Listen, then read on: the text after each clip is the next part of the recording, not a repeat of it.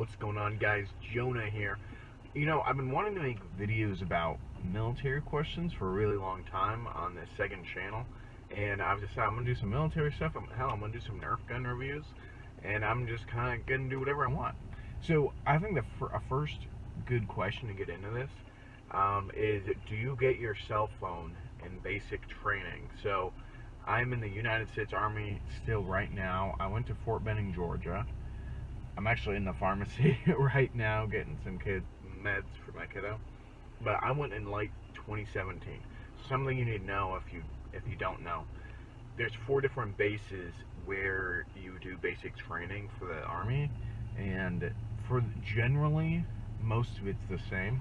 But for the specific stuff, like how often do you get a phone call, like how often do you get to do this, how often do you get to do that, that definitely varies some.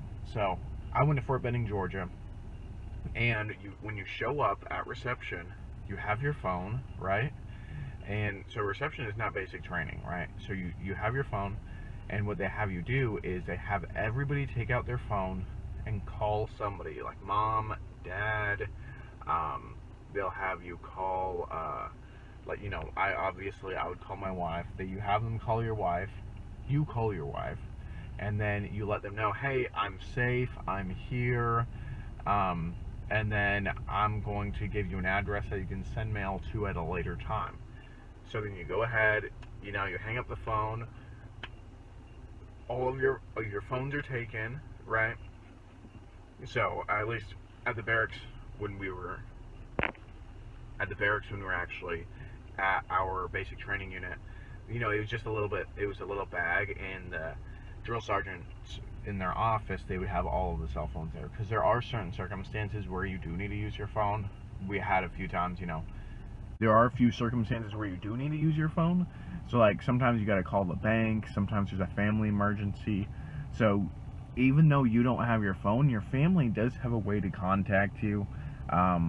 They're usually given a number that they can call, and then there's also, if like a family member dies or something, they go through the Red Cross, and there's a Red Cross message and be like, hey, your mom died, something like that. God forbid something like that happens. It did happen it did happen to a couple of our soldiers. So, but basically, yeah, in reception, you don't have your phone at all for you get one call when you get there, straight 8 days, no other calls, and then you get to call one more time when you're actually heading to basic training, and then you actually get another call. This is all just my personal experience, guys. I got another call after you get to basic, and right then you're getting screamed at, you're getting yelled at. That's when you're lifting your duffel bags over your head, all that cool fun stuff. And then then you're given a phone call, and then we would just take a picture of this thing. It's a mailing address, so then they know how to send us mail, because it's called snail mail. It probably took about a week for for them to go back and forth. It's really not too bad. But yeah, you give them the address, and they're like, hey, I love you. That's like a 20-second conversation.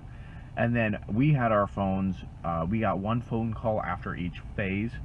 So there's red phase, white phase, and blue phase. So we got a phone call after we completed red phase. Then we got a phone call after we completed, we actually never got a white phase phone call, but I was there during Thanksgiving, and I got a 30-minute phone call on Thanksgiving, and that was really cool. Obviously it sucks, you're away from your family, but a 30-minute phone call was pretty nice. And then, yeah, we never got our white phase phone call, because whatever. And then, we had HBL as well. So I got to go home for 18 days. So I never got my blue phase phone call or whatever anyways. I got to go home for 18 days, and I got my 30-minute Thanksgiving phone call, which was nice. And then this was cool. We actually, the week before we left in our graduation, we actually got to have our phones full time, which was really cool. So right before graduation, there's about a week of time where you're kind of just chilling in the barracks, so they need to give you extra time in case if you got rained out for other events and stuff. That way you have time to make some of that up. So some guys had to go to the grenade range, some guys had to do other things. So you have about a week when you're just sitting around in the barracks. You're like, hey, we got our phones for that whole week. You know, they had to stay in the barracks, and if they caught you with them, it was a shit show. Um, but yeah, and that was nice because they figure, hey, these guys have like nothing to do. You just give them their phone; they can just like watch YouTube, Netflix, and stuff, and then that way, you know, they're not really causing trouble because we haven't had our phones in months. So it was actually really nice to be able to have your phone and talk to your family. It was really really nice. So we got in total, I got one, two, three. I got 4 phone calls in total, and I was home for HBL, so that doesn't even count. I got 4 phone calls in total. Um, and then, no, I think I got a phone call as when I got back from HBL as well, just letting them know that I was here. I think I got 5 phone calls, and then I had it for a whole week at the very end.